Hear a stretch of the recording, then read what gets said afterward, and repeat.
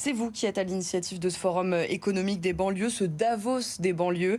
Au-delà des personnalités politiques, qui seront les participants qui voulez-vous inviter justement pour ce forum? Alors, je ne vous dévoilerai pas la liste entière de toutes les personnalités nationales et internationales, mais l'idée de ce forum économique des banlieues, c'est d'abord de partir d'un constat. Il n'y a pas d'intégration sociale sans intégration économique forte.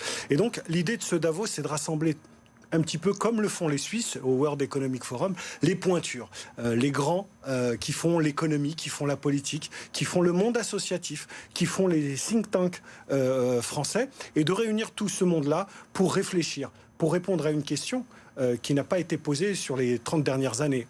Les gouvernements successifs ont posé la question de que faire de ces territoires d'un point de vue sécuritaire. Chacun a essayé de répondre avec ses propres réponses. On a posé la question sur le social, sur l'urbanisme. Mais la question que faire de ces territoires d'un point de vue économique ne s'est pas réellement posée. Et ce Davos est là pour y répondre. C'est quoi aujourd'hui la situation économique dans les quartiers ? Bien, écoutez, la situation économique, c'est vrai que les banlieues, on en parle toujours d'un point de vue coût. On dit souvent, ces milliards qu'on a investis dans les banlieues. Jamais personne ne vous dit combien rapporte la banlieue. La banlieue, aujourd'hui, c'est 250 000 TPE, PME, petites et moyennes entreprises. C'est 75 milliards d'euros de chiffre d'affaires. C'est 200 000 emplois équivalents temps plein. Est-ce qu'on sait, est-ce que vos téléspectateurs savent que le 93, par exemple, est le 8e département en matière de cotisation sociale?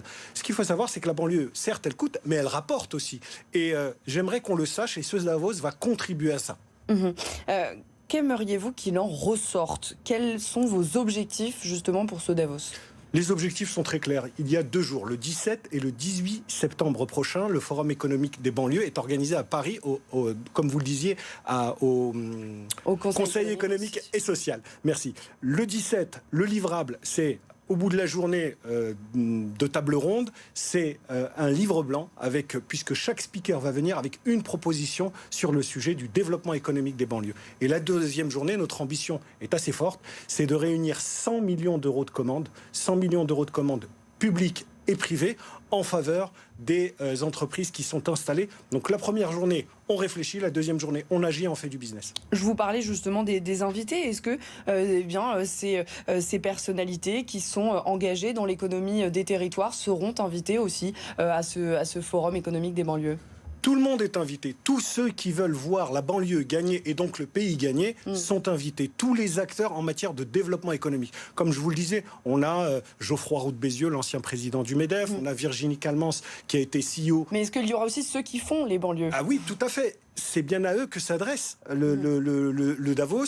Il y aura les entrepreneurs installés dans les quartiers. Il y en a 250 000, comme je vous le disais tout à l'heure. Et c'est d'abord pour eux que nous faisons ce forum économique des banlieues. Nous voulons être le pont entre ce tissu économique des banlieues et ces grands groupes, ces directions d'achat publiques aussi. Il faut savoir, par exemple, que l'année dernière, il y a eu 180 milliards d'euros de chiffre d'affaires de commandes publiques. Seuls 30% de ce chiffre a été adressé à des TPE-PME et encore moins à des entreprises installées dans les quartiers. Donc, il faut remettre tout ce monde en mouvement pour le développement économique des banlieues.